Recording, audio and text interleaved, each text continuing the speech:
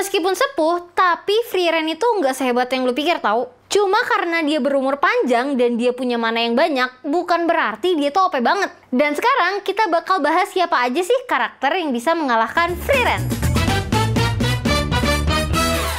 Kita sama-sama tahu kalau Frieren itu hebat banget dan dia juga kuat loh. Tapi dia juga punya kelemahan. Itu kenapa dia nggak bisa ngalahin semua iblis secara langsung bersama dengan pahlawan Himmel. Di awal serinya, kalian ingat gak ada iblis yang bernama Quall? Dan dia ini disegel sama Frieren selama berpuluh-puluh tahun. Iblis Quall ini dikenal dengan sihirnya yang mampu menembus tubuh manusia sekalipun dia dilindungi oleh sihir pertahanan. Dan sihirnya itu bernama Zoltrak atau Soul Crack. Tapi Frieren bisa mengalahkan Quall dengan memanipulasi sihir tersebut menjadi pembunuh iblis. Jadi selama si Quall ini disegel, Frieren dan juga manusia mencoba untuk menganalisis kira-kira gimana ya supaya sihir punya Quall ini bisa nge-counter Zoltrak. Jadi bisa dibilang lah yang bikin Frieren itu kuat sebenarnya ya kemampuan analisisnya dia dan wawasan sihir dia yang luas. Tapi ya dia tuh nggak se-OP itu sebenarnya. Ya dia butuh waktu juga buat ngalahin musuh-musuhnya. Nah sekarang kita bakal bahas nih kira-kira apa aja ya kelemahan dari Frieren dan siapa aja sih kira-kira yang bisa ngalahin dia. Selama Frieren hidup, dia pernah kalah 11 kali dari mage yang punya mana lebih sedikit daripada dia.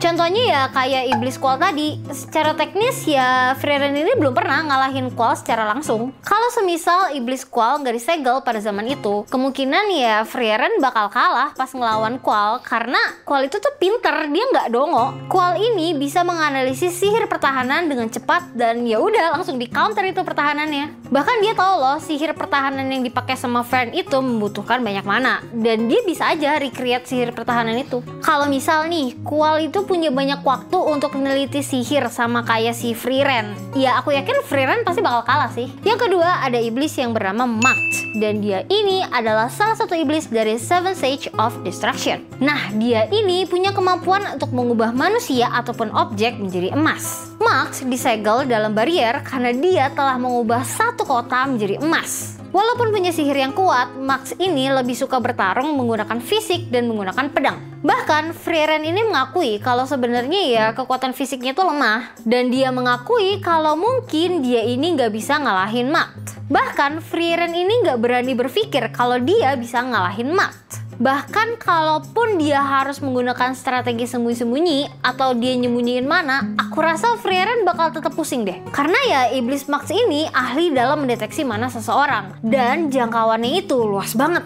Nah hal ini yang bikin Frieren itu pesimis kayak ya udahlah gak bakal bisa ketembus dia tuh mana detectionnya. Nah selanjutnya ada Len, salah satu penyihir yang bisa bikin Kage Bunshin. Kalau misalkan kalian lupa dia ini yang mana, nah aku inget ini dia tuh yang sering bareng sama si Yubel itu loh. Lu pasti bingung kan, kenapa sih bocil ingusan yang baru terjun ke dunia sihir kok bisa dia ngalahin Frieren? Nah sini Abang Ocha jelasin. Di sekitar episode 25 atau 26, Frieren ini pernah bilang kalau misalkan dia tuh punya kelemahan. Nah, kelemahan yang dia itu, dia nggak bisa mendeteksi mana seseorang selama sepersekian detik waktu dia lagi ngeluarin sihir. Dan itulah kenapa dia membutuhkan bantuan Fern untuk mengalahkan klonnya lebih cepat. Lah, terus gimana Bang Ocha caranya si penyihir bocil ingusan ini ngalahin Frieren? Sabar dulu, gue jelasin. Jadi gini, Len ini kan punya kekuatan bikin Kage Bunshin atau cloningan. Dan kalian tahu gak, ternyata banyak orang yang gak sadar loh kalau selama ujian itu dia tuh cuma cloning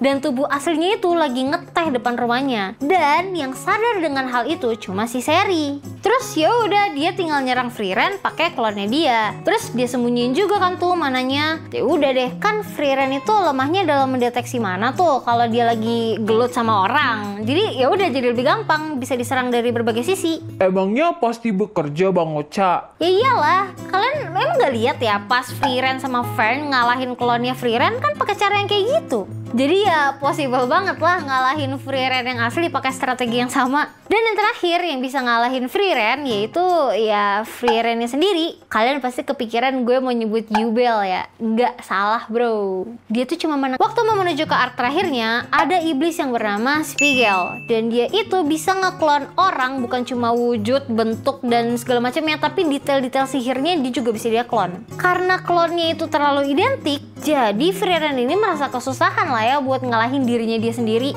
Kalau misalkan gak ada Fern, gua rasa dia nggak akan bisa deh ngalahin cloningannya sendiri. Dan ya itulah karakter yang menurut gue bisa ngalahin Frieren. Karena ya sebenarnya Frieren itu nggak OP-OP banget kok. Dan anime ini ngasih pelajaran kalau sebenarnya ya segala sesuatunya itu bisa dihindari ataupun dihadapi secara nggak langsung kok. Gimana menurut kalian? Kira-kira ada nggak sih karakter lain yang lebih hebat atau mungkin bisa ngalahin Frieren? Coba komen di bawah. Sekian Wibu Lokal kali ini. Aku Ocha, stay clean and sound.